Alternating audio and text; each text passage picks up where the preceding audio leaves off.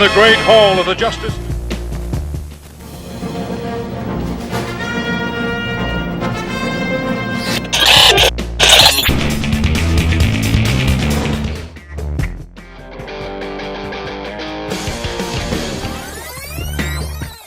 It's never as bad as it seems. You're much stronger than you think you are. Trust me.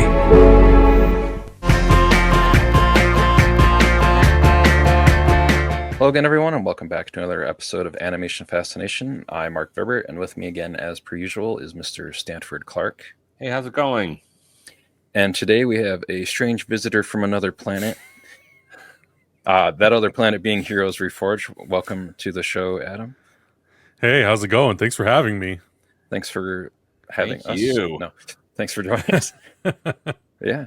I figured who better to have on for this episode to talk about the history of Superman in animation, or a little wordplay that I liked with Supermanimation, as it were. So like for you, just to jump right into it, what is kind of your, I guess, like secret origin story for people that may not know with the character of Superman Clark Kent at all? Oh, the whole character. Yeah, that's a great question. It's a little murky exactly where it started, but the earliest thing that I can remember is watching George Reeves on Nick at Night. And I think that might have been around the time where I first discovered Superman. I think I was around 2.5, 3 years old. And then one Christmas I got The Greatest Superman Stories Ever Told, the comic book compilation. And that kind of blew my brain. And I was like really surprised by that. Of course, there's concepts in that comic book that at 3, 4 years old, I'm like, I have no idea what they're talking about. But at the same time, I remember, I think it was like KCOP or some local network was playing Superman 2 on TV, and we had recorded that off the television. So those were my first real intros to Superman, was the old Nick at Night show, the comic books, Superman 2, and then over years it just kind of stuck with me and I became obsessed, and I had Superman 2 on a loop for years and years. And it was a while before I actually watched the original first Superman movie. Maybe it's like the mid-90s when I was around 7 or 8. And it's kind of just stuck with me ever since, renting those movies at Blockbuster, watching the animated series in the 90s, then transitioning over to Justice League Unlimited, and Smallville. And it's just every, few years, there's been a Superman thing to kind of keep me hooked, whether it was a show or a movie or animated or live action. So yeah, but I would say that those three things were really the most pivotal sort of introductions for me to that character, and left a big impression, obviously, since I've been with it now for 30 some odd years. Nice. How about you, Stanford? What was the first kind of thing Superman wise that you dug into? So for me, it was Super Friends. Given my hair color, I grew up in the '70s, and Saturday morning cartoons were a big deal in my house, and I loved watching Super Friends. So there was that, and then also seeing the first Superman, Superman the movie, was just it blew my mind as a kid. And then just everything else has been just fun, learning and exploring. I think it was Nick at Night too, where I saw, the George Reeves stuff, and then, George. Am I saying that right? I'm saying that's right, isn't it? The actor, and then, I think too, maybe because of Super Friends, I think I'd get some Superman comics. I don't have a huge amount of memory about that, but I think I gravitated more towards Superman comics than I did to Batman. When I was a wee lad. So anyway, Super Friends though. Yeah, I know for me, like, it was a kind of mix of like a bunch of different stuff, because I watched a lot of TCM, aka Turner Classic Movies, and AMC when it was like movies that were on the AMC channel. Yeah, when they used to play movies. Yeah, like with my grandpa or my dad, and I think it was probably Turner Classic Movies that they would play the Fleischer cartoons sometimes on there. Oh, cool. So I would watch that with my grandpa on there, and then like you two, I watched the Superman,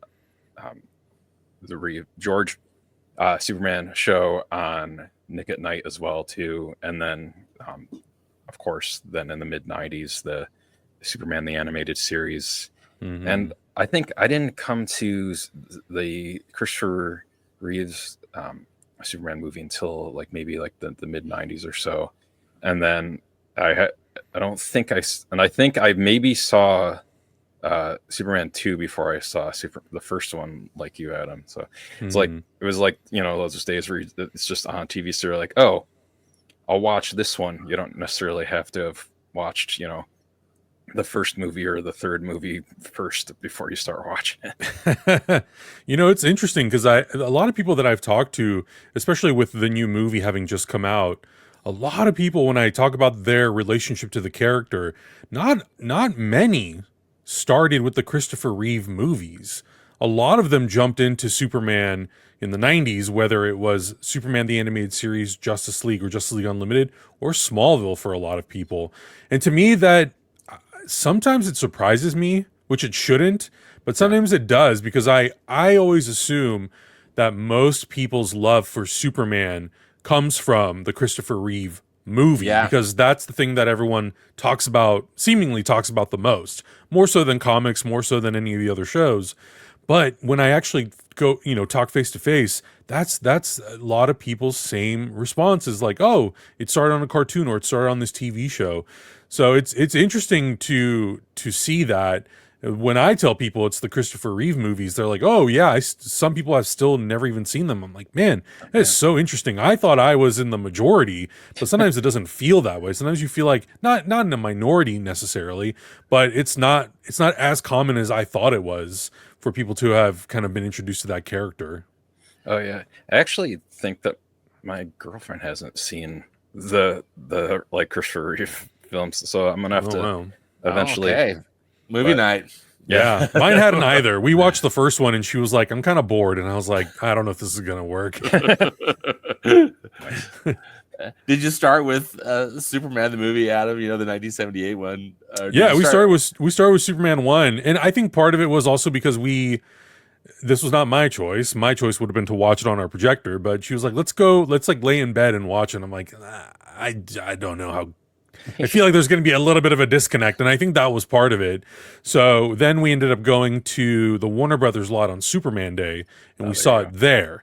And the movie ended, and she was like, there's a couple things that I don't love about that movie, but I now completely understand why it's so beloved. You know, you really need that theatrical big screen experience with the music and the sound effects. And I think I'm this way about all movies that I watch. That's why I'm such a big advocate for going to the movie theater, is I feel like you just fully engage with what you're watching much more than if you're watching it either on your couch while you're texting or while you're doing dishes. I just don't feel like you have the same sort of personal relationship with the media that you're watching. I'm with you 100%. Yeah. All three of us here are very big proponents of the theatrical experience. Yes, indeed. But yeah, so like with Superman 2, I mean Superman as well, the kind of like first animated thing was the Fleischer Superman cartoons from like the 40s.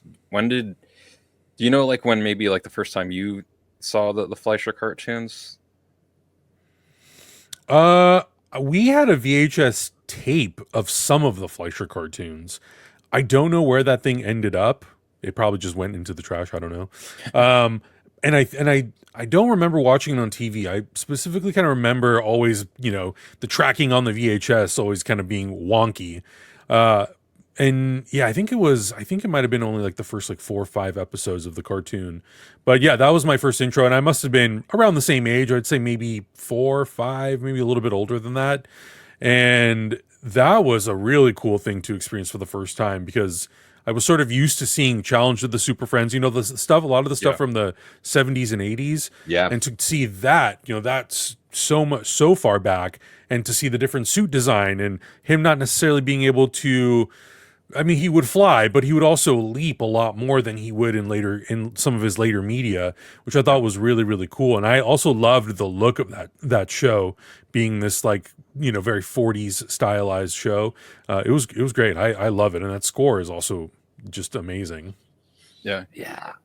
It's got a great score, and I love the Technicolor too. As you're saying, the look of it, right, is very distinctive. Mm-hmm. I also, what's kind of fun too about the Fleischer cartoons and is like where a lot of the lore that people associate with Superman nowadays came from. Like you were saying, flight came from the Fleischer cartoons. The whole changing in the phone booth came from the Fleischer cartoons. Like even the nice little joke thing I did there at the beginning. That was partially so like the strange visitor from another planet, and then they would reuse that in the George Reeves show. But like the powerful as a locomotive, all that faster than speeding ball all came from the Fleischer cartoon. So I just think that's cool. Like a lot of the things that people associate with Superman came from the animated version of Superman, which is a really cool thing. And then like even like in that too. So like they did 17 shorts for those, and then they used some rotoscoping for some of the animation in that too for some of like the fight scenes and realism in there. And then that one was Bud Collier was the voice for Superman in that. And then they also did the New Adventures of Superman later in the 60s, and then the Batman Superman hour in 1968. And then that's when you got to where Stanford was introduced to Superman and the Super Friends for the Hanna-Barbera. Yeah, the Hanna-Barbera. Which also, we all of us saw Superman, James Gunn's film in theaters this year, which is where like the look from the Hall of Justice came from, which is an actual building in Cincinnati. Yeah, in Cincinnati. Yeah. Cincinnati's Union Station in Cincinnati. Yeah. So like the fact that was first introduced there in animation too, it's just fun that like a lot of the stuff that people associate with all of this came from animation first. Did either of you watch Super? I was sorry to interrupt after you, Mark. No, go ahead. Did either of you watch Super Friends at all, or like reruns? Or, oh my god! Things too? Absolutely, yeah. I was gonna say I was trying to remember. Well, I was trying to remember what network it was on. I think it was on Cartoon Network when I was a kid, because I think they did Super Friends, and then I think they also did Challenge of the Super Friends. But I think it was like at two different parts of the day. I think like earlier in the day, like in the morning was Super Friends, and I think at night was Challenge of the Super Friends. And then I remember on Saturdays, I think it was, what was it called? It was like, it might have been the Batman Superman hour, or it might have been earlier seasons of Super Friends too. But yeah, I mean, I think that's the cool thing about when you track the history of these characters. I think a lot of people would associate a lot of the stuff that we know about Superman to be purely comic book based. Yep. But that's not the case for a lot of characters. Just because, when you're adapting it to animation, when you're adapting it to film, you have to adapt it in a way that makes it work for your story. So I think the idea of, instead of constantly making Superman leap, like that animation also would get really tiring, having to constantly have him do this and jump and jump. The idea of him just like flying probably made even animation a little bit easier, because he's in one constant pose, and the only thing you're really worried about is the cape flapping in the wind and the background moving. So, but yeah, and even the idea of rotoscoping, like what an advanced technique for a cartoon in the 40s. That's crazy. I agree. I mean, like Legion of Doom, that came from Super Friend. So, and I'm sure with the kind of tone that James Gunn already kind of started. Give me the Skull in the Swamp, please. I feel like we're gonna get Legion of Doom in the DCU within the next 5-10 years or so. Foolish not to. Foolish. Yes. Nicholas Hoult in the green and purple. Oh my God! Please, standing next to Solomon Grundy and Captain Cold. Yes. Yeah. And spoilers for Superman and the Bizarro that more than likely we were introduced to. Yep.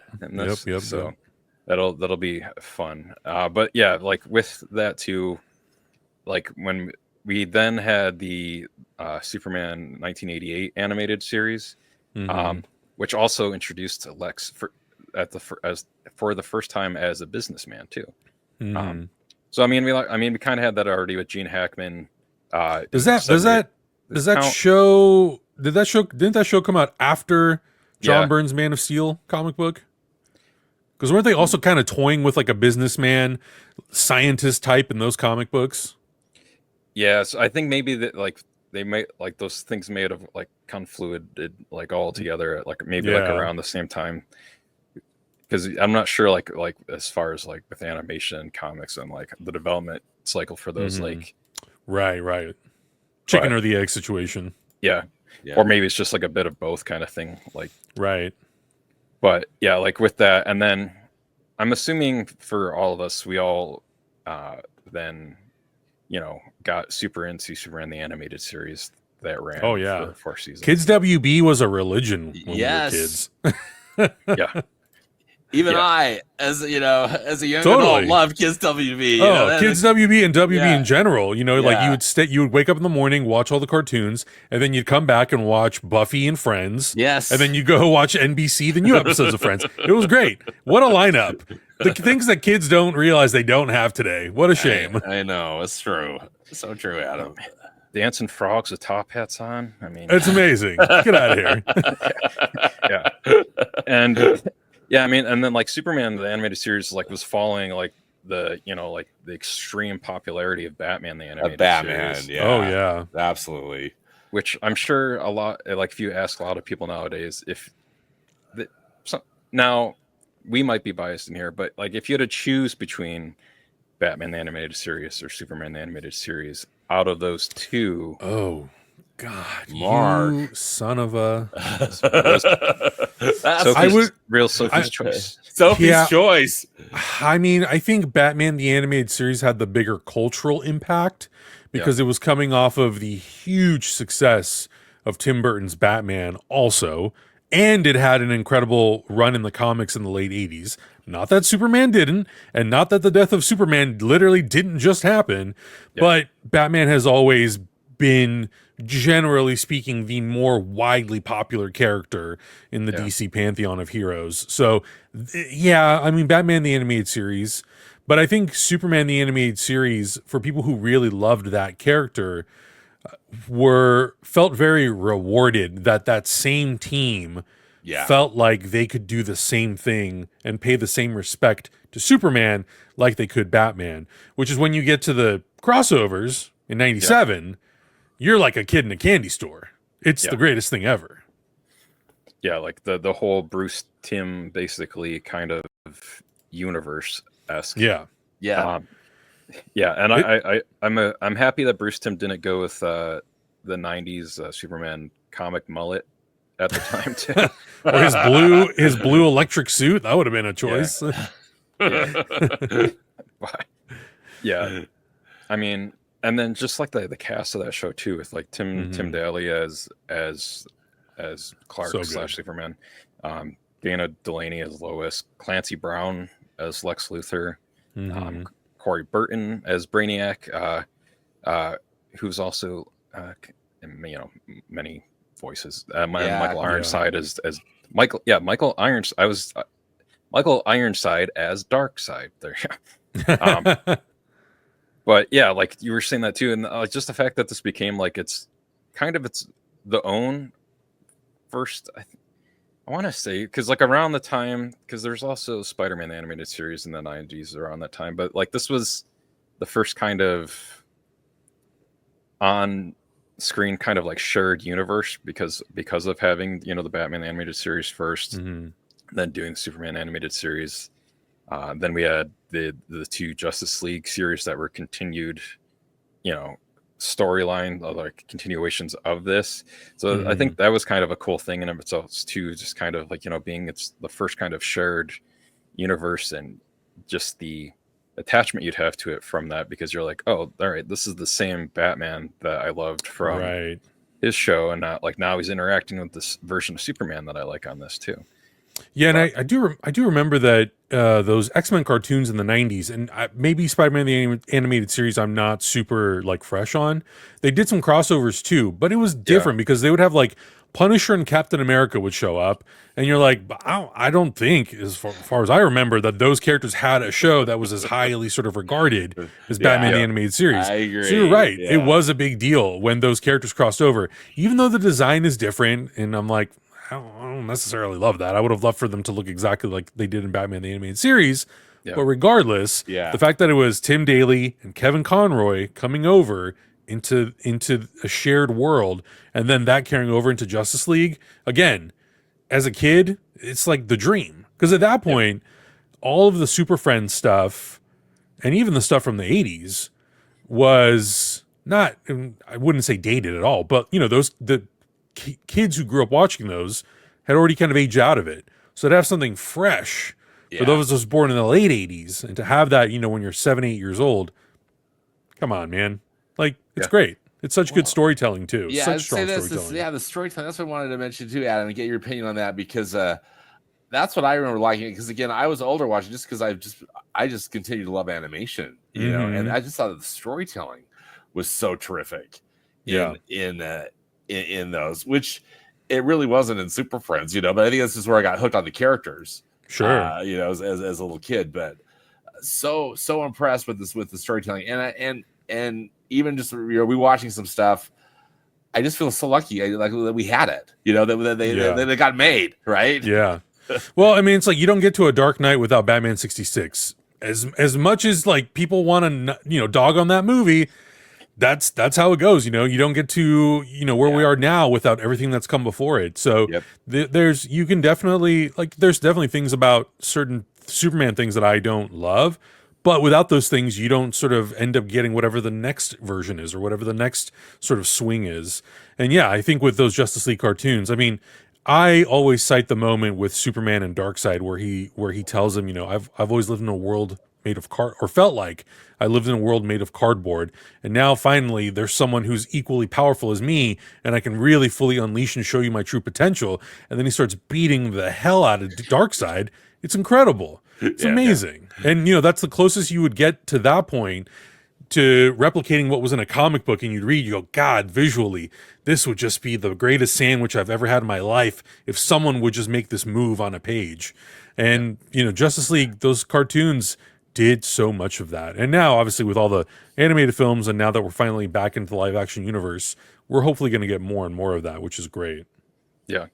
And I would say too is that I feel like between like Batman the animated series, Superman the animated series, and like Spider-Man in the 90s and the X-Men series in the 90s, that between like those 4 shows, I feel like that's what got like a lot of people, or I would maybe say like the millennial generation into reading comics, just Absolutely. because of, especially because like a lot of these shows, like these were like the first kind of like serialized storytelling for like what would be quote unquote a kid's show.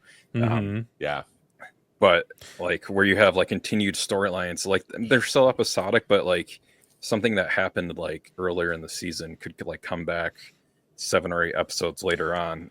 Yeah, absolutely. And that happened, and part of this is fun now, because when you go on streaming services, the air dates, like the airing order of those shows, sometimes was completely out of whack. Yeah. And now you go back and you can watch it all in the order that it's actually supposed to be in. Intended order, Yeah, we did that with X-Men the animated series, and there are so many multi-episode arcs, like tons of them. Every season has maybe like 2 to 3 arcs. Some of them are 2 episodes. Some of them are like 6 episodes long. It's really fulfilling, because I think a lot of stuff before that, it was kind of like anthology style, where it's like one episode. They don't really connect.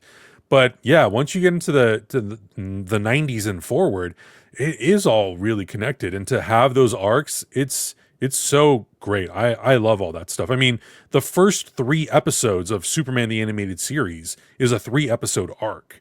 Like, you could have put that in theaters. It's such a great establishing story for that character. It's so good. Yeah, and I'm pretty sure, I think Well, because that was like a big thing in the 90s too, is to like release like the VHS compilations of Yes. essentially what would be like the pilots of Exactly. these TV shows, but like as like a movie, because they essentially were. I just Yeah. edited them together like that. Because like the Batman Superman World's Finest, Finest. like that was like a 3-episode arc of the show, but that got released Mhm. as its own kind of. That was the first Batman versus Superman Yeah. movie that got released, Yeah. and arguably it's Yeah. better than. Well, no, yeah. You're not gonna have me question that, Mark. Yeah. I don't think that's controversial. Right. Well, we'll find out in the comments probably. Yep. Good luck. But yeah, like between that and then like there was a Crypto the Superdog animated series like in the Mhm. like the mid aughts. Did either of you see that at all, or like how were you first introduced to Crypto? Were you introduced to him through like any of the earlier animated series, or did you check that out, or was maybe this? I mean, obviously, probably not. This wasn't maybe the first time that you saw him this year. Mm-hmm. No, I mean, for me, no. I don't think it was an animation. I'm pretty sure it was in the comic books, because I think that compilation book that I had had one or two stories that had Crypto in it. It was like Crypto, Supergirl, something like that, I think. But obviously over the years, like you see stuff on the stand and you pick it up and you read it. But yeah, that was my exposure to Crypto first. I never actually watched that animated series, mostly because by 2006 I was graduating high school, and Superman Returns and Smallville were mostly my only Superman priority at that point, and everything else was kind of like, I'll get to it later.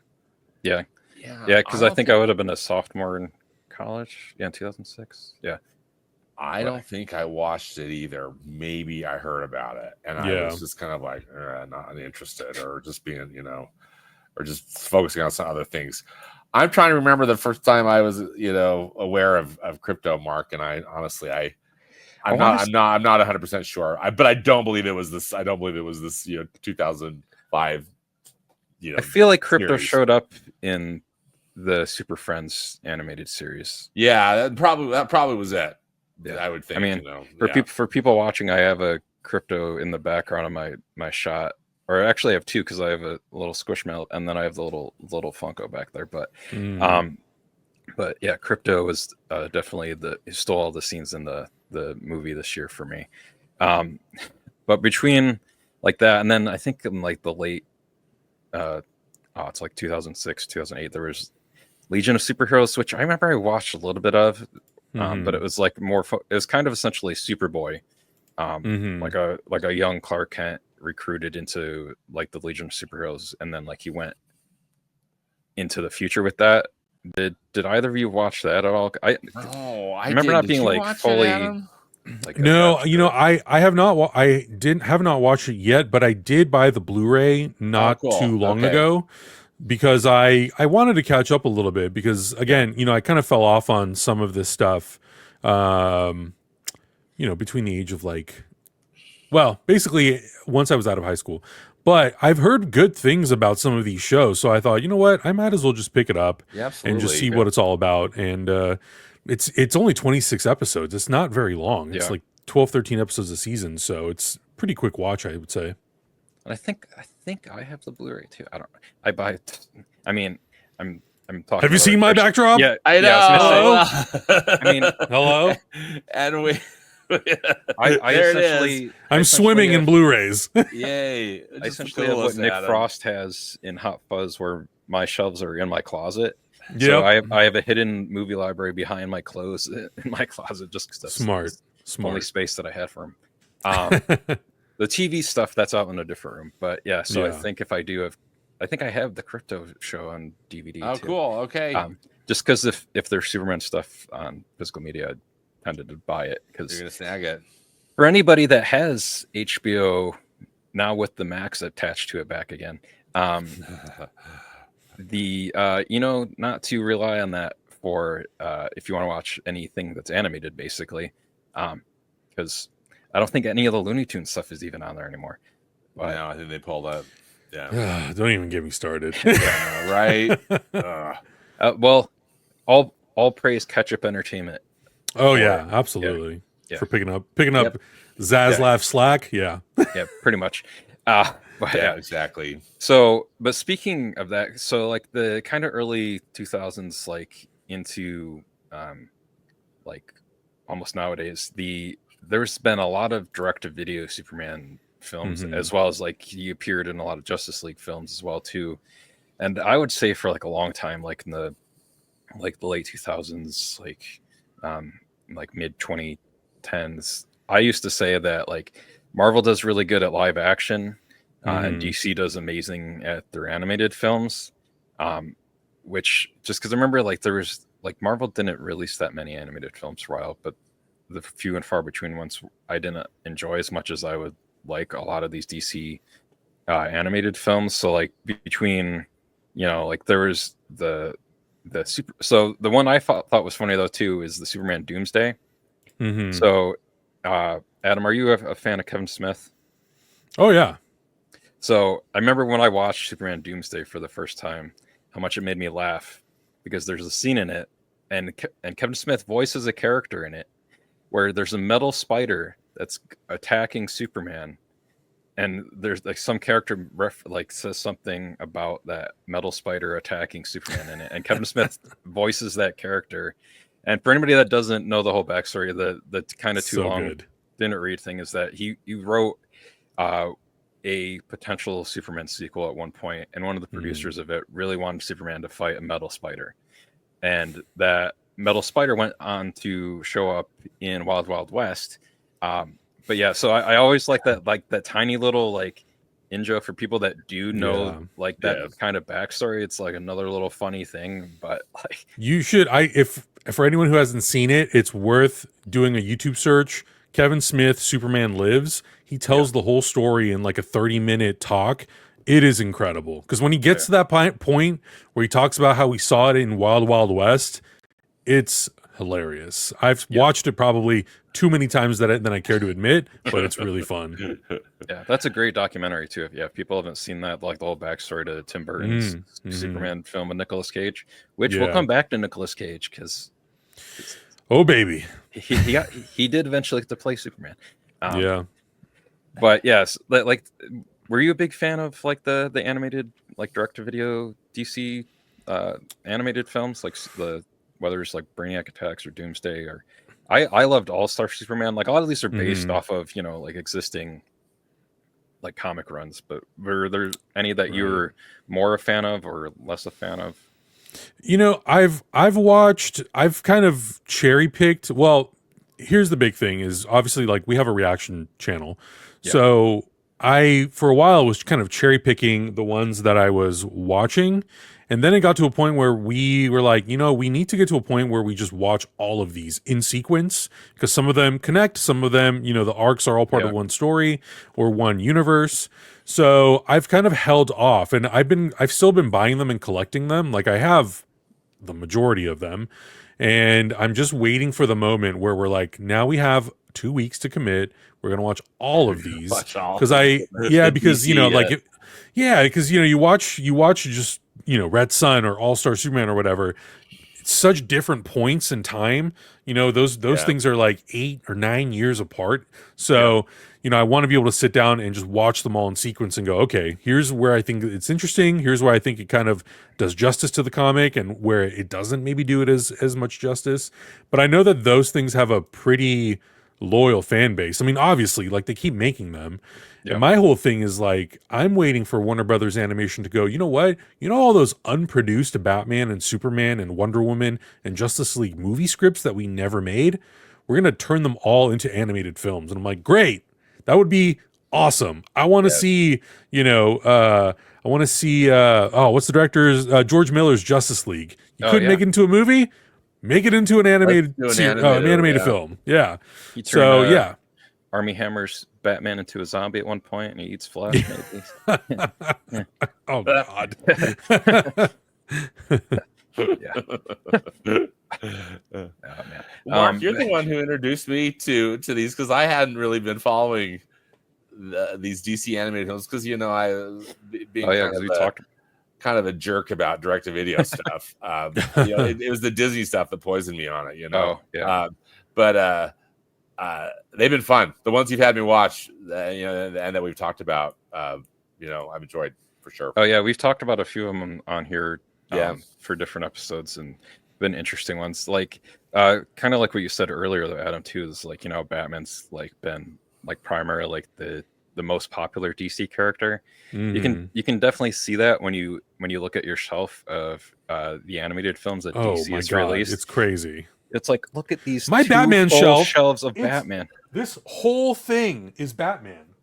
Up to here. This is all Batman. It's crazy. I'm like, guys, there are other characters in the DC universe. We can spread the love a little bit here. Yeah, I think there's like 15, 20 Batman films.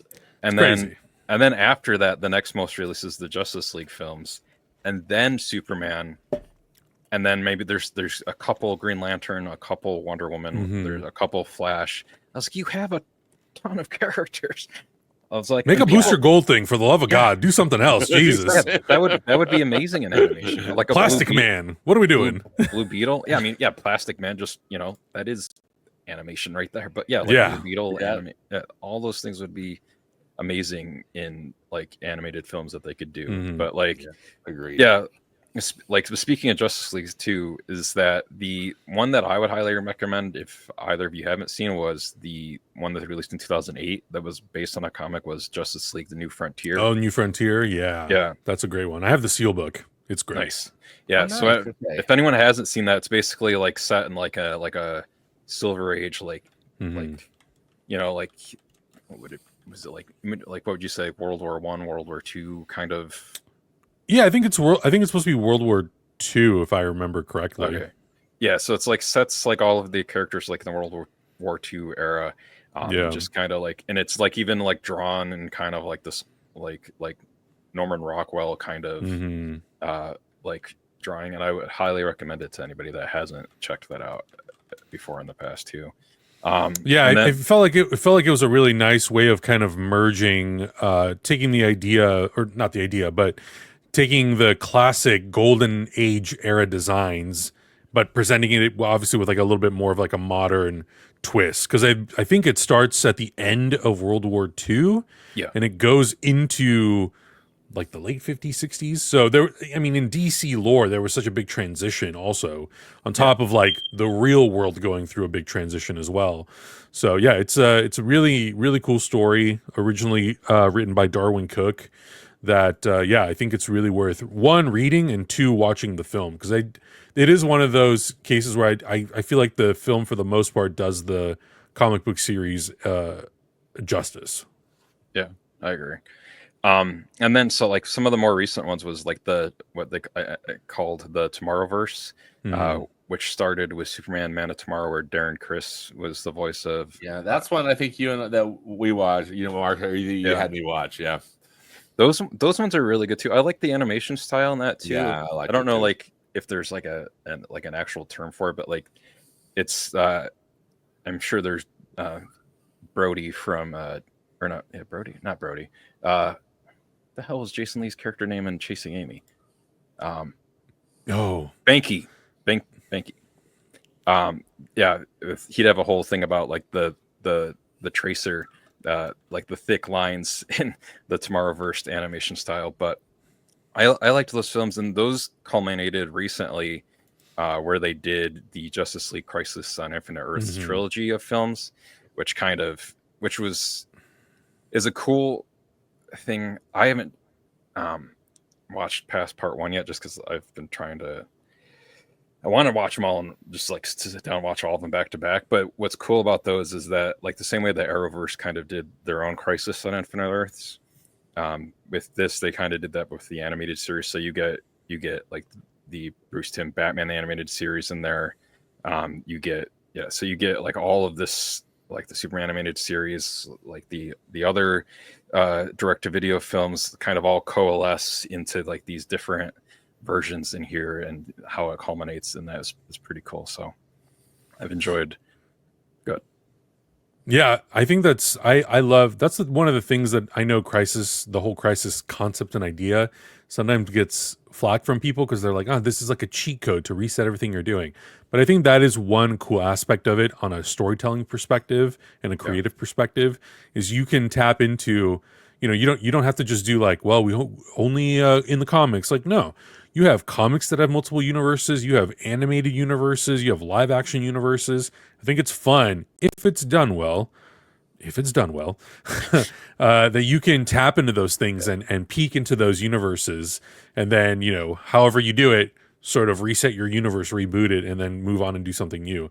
I think that's really fun. I like that, and I think especially if you're using that after all these years and these decades and decades and decades of storytelling, especially when it comes to DC and animation, whether or not whatever that leads to in the future, if it's going to reboot something or not, I think it's cool to have that tool to potentially allow yourself, okay, cool, we've told all those stories, let's do something new. I think also just in some ways it's a nice way of sort of letting those universes live on, through streaming and through home media, Blu-ray and stuff, and those actors, that's part of their legacy, and now you can do a completely separate thing with new actors.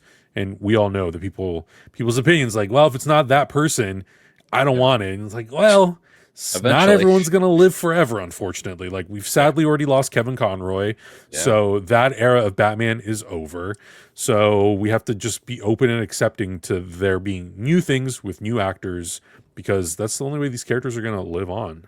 Yeah. And at one point, Kevin Conroy was a new version of Batman. Exactly.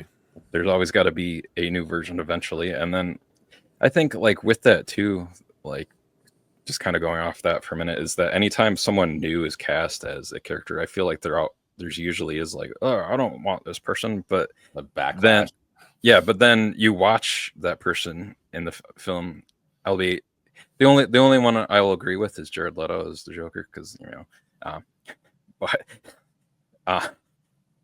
otherwise, I remember there being a huge thing, speaking of the Joker, when Heath Ledger was cast as the Joker, nobody, everyone's like, oh no, but that's arguably the most popular iteration of the Joker outside of Mark Hamill as the voice of the Joker, or even Keaton, no, there's Mr. Mom is gonna be Batman, and I'm sure different times. I mean, the whole thing now when it went from Henry Cavill to David Cornsweet was that's got its own kind of thing attached to it. That's got its own baggage. A whole different thing. Yeah, a certain very loud small demographic of people. But yeah, I think in general, for anything, that'll always be the way. But yeah, like you said, if there's not new voices literally writing or new voices, then you don't get to experience new versions of these characters, and then you don't eventually get to do cool stuff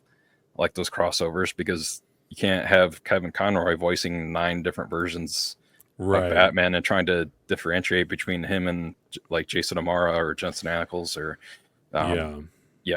but yeah, I mean, there's certain Supermen that we don't have to acknowledge exist anymore. We could put them on ice as it were, but the other thing I'll say though too is that I think that another version of Superman that I've loved, and we've talked about the first 2 seasons on the podcast, is Jack Quaid's version. Oh of my Superman god, that show is so Superman. good. Yeah, the anime style of it is a cool choice for it too, and then his version of Clark, the version of Lois on that, the version of Jimmy on that show.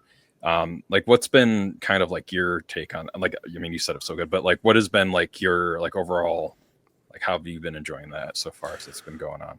Well, I think the style definitely, it really sets itself apart from everything we've seen before, and I think it's a really smart choice to try to engage new audiences, because we've all heard the endless comments about Superman and his power set and people's relationship. Even though I don't agree with it, they just don't know, right? They're unaware they're really unaware of who Superman actually is, which is why I think that new movie is also such a blessing, because in a lot of ways it is teaching the audience, oh, this is who Superman is. I have misunderstood this character a little bit. Because for a long time, all you really saw of Superman was iconic imagery of him lifting and doing impossible things. So I think the thing that I love about not only the new movie, but My Adventures with Superman, is that he's not perfect. You know, he makes mistakes. He's vulnerable at times. You know, his relationship with Lois is the playful banter that they have, and his timidness. I love all that stuff. And, you know, because it is anime, it can be exaggerated in the animation and in the performance, and it still feels authentic to the characters, but it also feels incredibly authentic to that style of animation. So I think when it is incredibly expressive, it, I think, engages the audience in a little bit of a different way than when it's played kind of straight and it's not as big and expressive and all that sort of stuff. So I think I've recommended the show to so many people, that along with Superman and Lois, that if you maybe have a little bit of like a limited understanding or history with the character, I think that show is a great entry point because it's slick. The voice acting's really good, and like I was saying, just the story is really great, and it offers something different, and it remixes a lot of things that look familiar. Like, you can see the stuff they're doing with the Kryptonians, and you're like, that kind of has a little bit of like a flavor of Man of Steel, but here's what we're doing different. And it's not scared to lean in sometimes to a little bit of like the silliness and the cheesiness. If anything, it kind of embraces it, and it makes it a part of a lot of the characters' personalities. Like, Lombard is a incredibly funny and fun character in that show.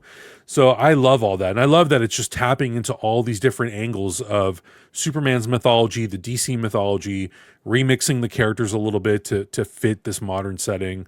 I really enjoyed it. And I didn't know how I was truthfully going to feel about it, because as of you know, this year, Superman and Lois was kind of S tier for me. Like, that was the thing to kind of beat. That was the benchmark for me.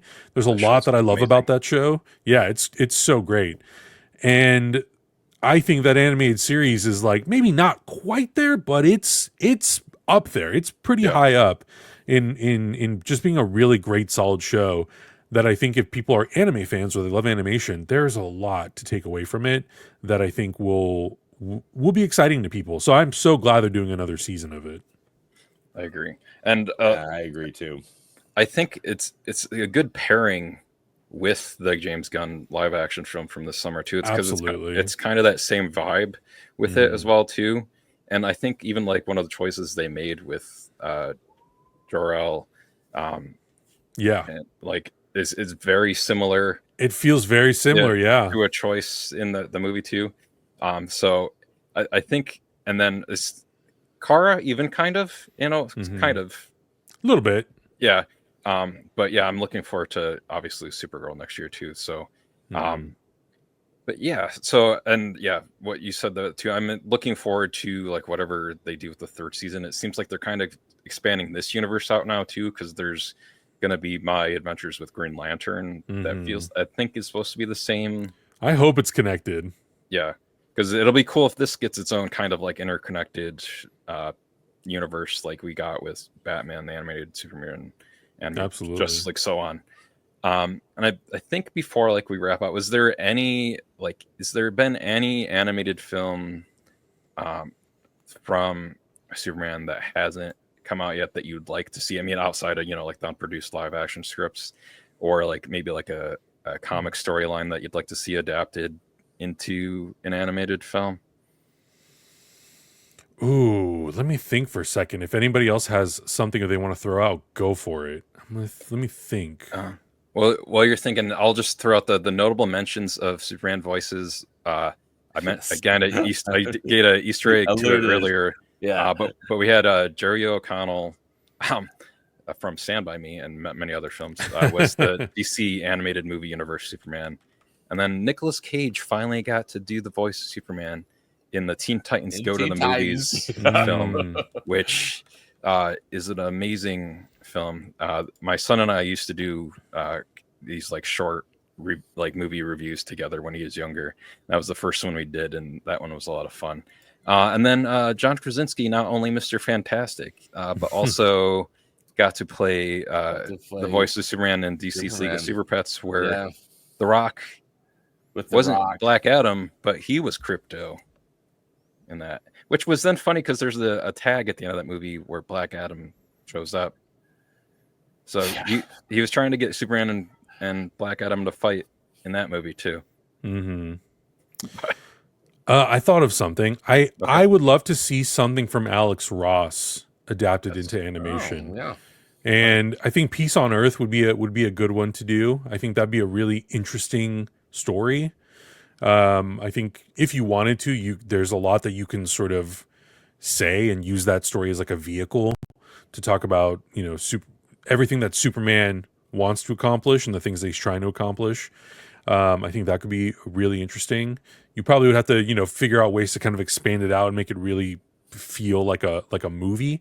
But I think that visually that could be a really striking animated movie. I would want it. It doesn't have to totally match the Alex Ross style. I think that in animation that would be very hard. But when you look at it, I want it to feel like it's the Alex Ross comic book. Yeah. So figuring out a way of how to design that in 2D animation or CG animation, maybe at this point. But I really would want it to still feel like when you look at that, you go, oh, okay, yeah, I can immediately tell where this comes from. I think that would be really, really cool. There's also just like a lot of like one-off comic books issues that I think would be great stories, or even honestly, like let's do an Electric Superman story. Like what was that madness? Why did Superman have all these different uniforms throughout his career? I think that could be really fun. But yeah, I think off the top of my head, those are the first ones. I feel like we get a lot of alternate versions or like rebooted versions of the origin. Like Superman Earth 1 is thought it was a good comic book. We kind of got that in Man of Steel for the most part. So I don't want to see something like that, but I think Peace on Earth would be cool. And I don't think they've not done an animated Kingdom Come, have they? No, that was going to be I was going to say, like, going on the Alex Ross route, you could do that. And maybe use the tech that they did for Disney's Paperman that they never kind of really did a feature with. But you could maybe do that where it's like that 2D that's what I was thinking. CG animation. Yeah, that could be a way to make that work. Yeah. I'm sure there's some way to do it. Totally. But yeah. How about you, Stanford? Would you just say go on the Alex Ross bus there too? Absolutely. That's such a cool. What a cool idea. Yes, and yes. Nice. Well, so with that, I think we're gonna wrap out. So, Adam, where can people find you online if you would like them to check out anything that you're doing? Nowhere. Stay away from me. No. I'm on Heroes Reforged on YouTube. We're actually going to be putting out our YouTube edited versions of our rewatches of the 4 Christopher Reeve Superman movies and Superman Returns on YouTube. And we have plenty of other Superman stuff on there too. Like I mentioned, we have My Adventures with Superman season 1 and 2. We have all 4 seasons of Superman and Lois. At some point, God willing, and if Patreon and people on YouTube are interested, maybe we'll go back and do Smallville. That's a lot of episodes though. So no promises. But this was a lot of fun. I think a lot of people maybe in the past, and maybe this is my fault because I just didn't express it enough. I really love talking about Superman, whether it's animation or in the movies or shows or whatever. So this is really fun to come on here and to even also just be reminded just how much Superman media is out there, even if some of it is, much older. Now I want to go and watch like the Ruby Spears Superman show, which had the Christopher Reeve Superman theme in it, and I didn't realize that until like way later in life, which is cool. So yeah, this was a lot of fun. Thanks for having me. Yeah, thanks for coming on. Thank you, Adam. For anybody who wants to check out any of the past Superman episodes we did, you can go to animationfascination.net. That's where you can find past episodes. I have to update some stuff on there, but you can also find us here on YouTube as well as in whatever podcast catcher feed thing you check out or use nowadays. But yeah, so many options. Yeah. Thank you again, Adam, for joining us, and thank you everybody for listening. So up and away.